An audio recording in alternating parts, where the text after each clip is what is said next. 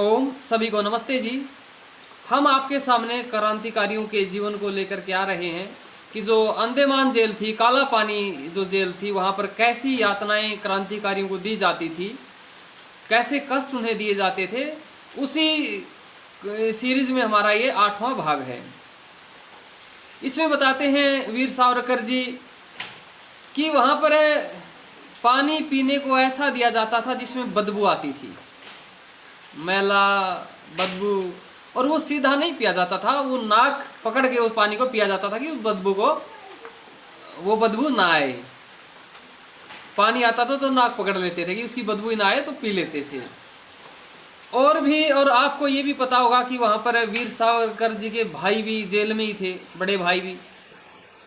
वो 3 भाई थे तो तीनों का बड़े लंबे समय बाद मिलन हुआ।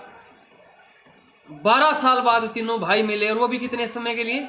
1 घंटे के लिए मिले थे।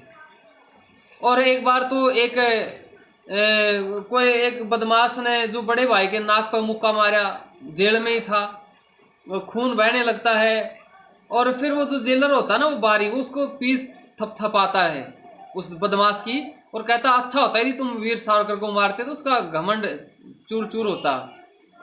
अब देखो, भाई को मुक्का मारा, भाई के लहू बह रहा, और वो कुछ कर भी नहीं पाते वहां। तो ऐसे ऐसे कष्ट उन्होंने देखे हैं। और अंडमान जेल में क्या होता था, वहां पर मान लीजिए किसी को भंगी बनाना है, भंगी मतलब गंदगी उठाने वाला, भंगी बनाने का एक अच्छा स्कूल था कोल्लू में जोत दो ऐसे, और कोल्लू से इतना परेशान हो जाता था व्यक्ति, कहता जी जो काम को वो कर लेंगे पर ये छुड़वा दो मुझसे। और यहां तक कि किसी को फांसी के लिए तैयार करना हो ना, तो कोल्लू में जोत दो उसे, बस उसका इस जीवन से मन उठ जाता कि बस अब तो मर ही जाऊं, वो अच्छा है। इतना ही भयंकर यातना थी कोल्लू की भी।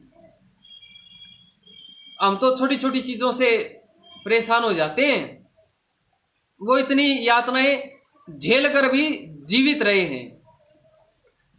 वीर सावरकर जी एक बात और कहते हैं कि देखो, आज लोग गुलछर्रे उड़ा रहे हैं, नशा कर रहे हैं, धन बटोरने में लगे हैं, लेकिन वो लोग जिन्होंने इतनी यातनाएं, इतने कष्ट, इतने दर्द सह करके इस देश को आजाद करवाया, और आज देखो क्या हो गया है।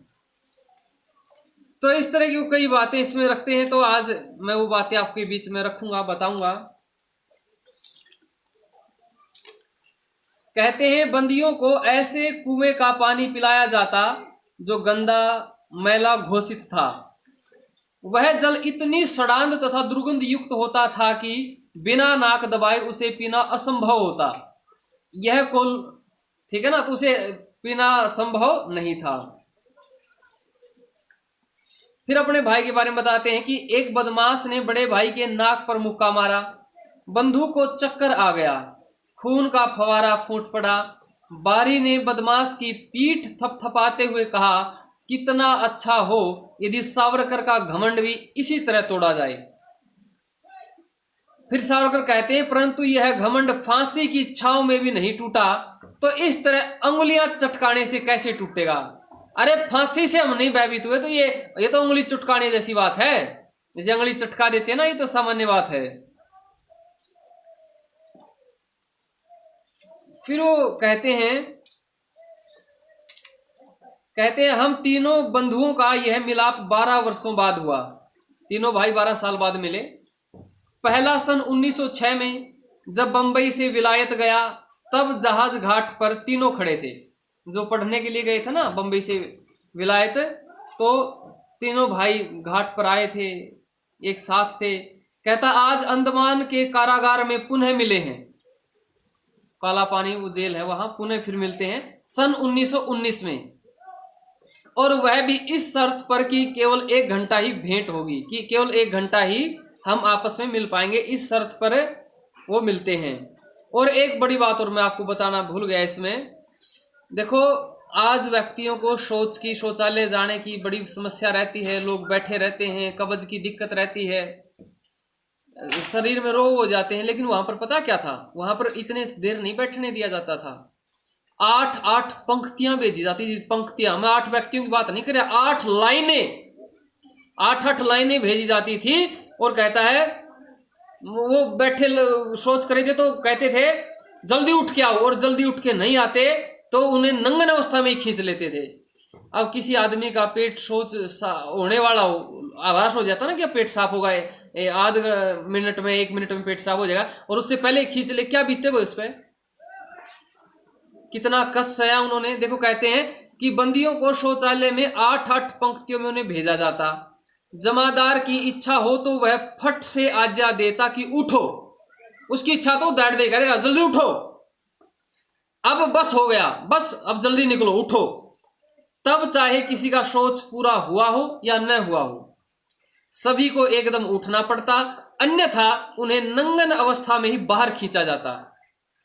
अरे उनको तो पेट भी साफ नहीं करने दिया ठीक से, क्रांतिकारियों को ना, उनको ठीक से भोजन मिला, उनको इतनी यातनाएं दी गई, उनको हथकड़ियों में रखा गया 8-8 दिन, ऐसा पसीने वाला उनको भोजन दिया गया, इतनी यातनाएं झेल कर फिर भी वो लोग डटे रहे।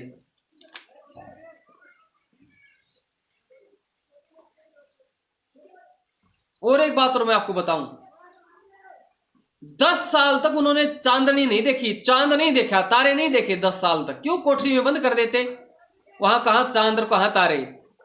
वीर सावरकर जी लिखते हैं कि उस समय स्वच्छ निर्मल छिटकी हुई चांदनी में खड़े रहने का आनंद हमें 10 वर्षों के पश्चात अनुभव किया। 10 साल के बाद वो आकाश का उन्होंने अनुभव किया, उस आकाश का, उस चांदनी का, उस प्रकाश का उन्होंने अनुभव किया। कितने साल बाद? 10 साल बाद।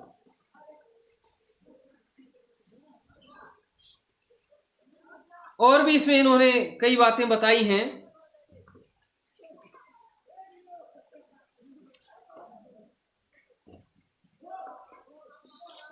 तो अंतिम में कहते हैं हमारी शपथ क्या है? एक देव, एक देश, एक आशा, एक जाति, एक जीव, एक भाषा।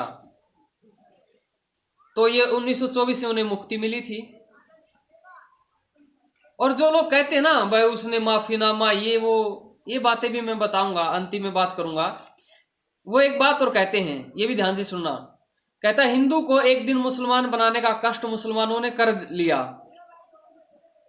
क्या किया? एक हिंदू को यदि मुसलमानों ने एक दिन कष्ट करना है मुसलमान बनाने के लिए, मुसलमान भी नहीं बनाना, किसी हिंदू को अपने साथ खाना खिला ले यदि कोई मुसलमान है, तो हिंदू से अपने में शामिल नहीं करते थे, उसे नकार देते, कहते नहीं ये तो भ्रष्ट हो गया है।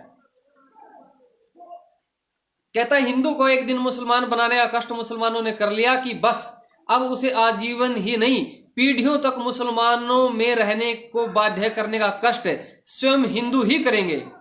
यदि कोई दिखावटी मुसलमानी का त्याग करने का निश्चय कर फिर से हिंदुओं में घुल मिल जाने का प्रयास करे तो हिंदू ही हंगामा खड़ा करते, भ्रष्ट भ्रष्ट भ्रष्ट, यह तो मुसलमानी पंक्ति में बैठता था, कहते हुए उसे अपने से निकाल देंगे। इसके ऊपर भी वीर सावरकर जी ने उसमें वर्णन आता है कि जो चने की बोरी आती थी उसमें से किसी मुसलमान ने उठा के खा लिया तो फिर हिंदू नहीं खाते थे, भूखे मरते रहते थे। सावरकर ने कहा तुम भूखे क्यों मरते हो, तुम खाओ, बल्कि इन वाली भी खा जाया करो।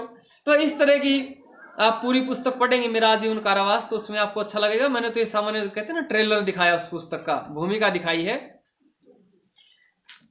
और ये क्या था, इनके हिंदूवाद थोड़ा ज्यादा था, राष्ट्रभक्ति ज्यादा थी, और ये मुसलमान आदियों से, ईसाइयों से इनसे खूब कटते थे। और आजकल के जो ये जितने भी लोग हैं ना जो इनको माफीनामा वाले बताते हैं, माफीनामा तो उन्हें पता नहीं भाई वो ग्राउंड के आदमी थे या अंडरग्राउंड होकर काम करने वाले थे, माफी मांगने के पीछे उनकी कोई कूटनीति थी, क्यों थी, क्या थी, वो तो उन्हें पता नहीं। और ऐसे देशभक्त आदमी को ये गद्दार के आरोप लगाते हैं। तो ये जितने भी सेकुलर लोग हैं ना इस देश के लिए खतरा है, याद रखना मेरी बात। धर्म क्या होता है तुम्हें हम बताएंगे कभी इस वीडियो में। धर्म क्या होता है, ऋषि ने धर्म कितना जरूरी होता है, धर्म कहते किसे हैं, धर्म जाने कहां से, धर्म के लाभ क्या हैं, धर्म हानियां क्या हैं, वो सारी बातें हम कभी बताएंगे तुम्हें। और हमारी जो अब भाई हम हर बुधवार को ये वीडियो डालेंगे, प्रतिदिन वीडियो नहीं डाल सकते, उसके लिए मैंने कहा था, इच्छा थी मेरी प्रतिदिन डाले, लेकिन नहीं, उस समय का अभाव और विद्याध्ययन में इतना समय ना लग पाना। हमारा भी लक्ष्य राष्ट्र को लेकर ही है कि क्रांतिकारियों ने जो त्याग बलिदान किए, हम कुछ तो अपनी आहुति डालें उसमें। तो हम हर बुधवार को ये वीडियो ले आएंगे, और जो अगले बुधवार को लेके आएंगे बहुत जबरदस्त वो वीडियो होगी। क्रांतिकारियों के एक पुस्तक प्रतिदिन पढ़ाई जाती थी और बार बार पढ़ाई जाती थी। ऐसी कौन सी पुस्तक है वो जहां काले पानी में क्रांतिकारियों को पुस्तक पढ़ाई जाती थी। और वहां जो उत्तर भारत के और क्रांतिकारी रहे उनका भी उन्होंने क्या क्या भूमिका निभाई, वहां जो परेशान करते थे ना इन क्रांतिकारियों को, तो कई वर्णन आएंगे वो अगले बुधवार को। फिर ये हमारी पुस्तक समाप्त हो जाएगी, मतलब मेरी तरफ से। फिर हम अगली पुस्तक का फिर पढ़ना शुरू करेंगे। तो फिर मिलते हैं। आपका कोई सुझाव हो तो सुझाव दे सकते हैं आप, कोई विचार हो, कोई राय हो। तो बहुत अच्छा लगता है आप जो देशभक्त साथी जुड़े हैं, अंत तक देखते हैं। वैसे कितने देखते हैं अंत तक? जो अंत तक देखते हैं भाई उनमें दम है, क्योंकि ये बातें, देशभक्तों की बातें, सब कहाँ किसके पास टाइम है इन बातों के लिए? ये तो देशभक्तों को ही टाइम होता भाई। और उस समय भी मुट्ठी भरी लोग थे देश को आजाद कराने वाले। बहुत से लोग तो अंग्रेजों की नौकरी करते थे, ठीक है ना। तो आप जो भी देख रहे हैं भाई, आप सबका बहुत हृदय से धन्यवाद है। सभी देशभक्त भाइयों को और बहनों को भी जो अंतिम तक वीडियो देखते हैं, जिन्हें वीडियो अच्छी लगती हैं। व्यू देखो कितने आते हैं, है ना। मैंने उस वीडियो उस चैनल पे भी डाला था, अग्निदेव नेक्स्ट पे भाई इस तरह मैं वीडियो डालता हूँ। कितने लोग जुड़े? 100 लोग भी नहीं जुड़े। तो ठीक है, फिर भी हमने कहा ना, ये तो मुट्ठी भर लोग होते हैं भाई। बहुत अच्छा है, जुड़े रहिए, लगे रहिए। फिर अगले बुधवार को मिलते हैं और रविवार को हम ब्रह्मचर्य पर वीडियो डालेंगे। रविवार को ब्रह्मचर्य पर और बुधवार को देशभक्तों पर या ऋषियों के किसी सिद्धांत पर। नमस्ते जी।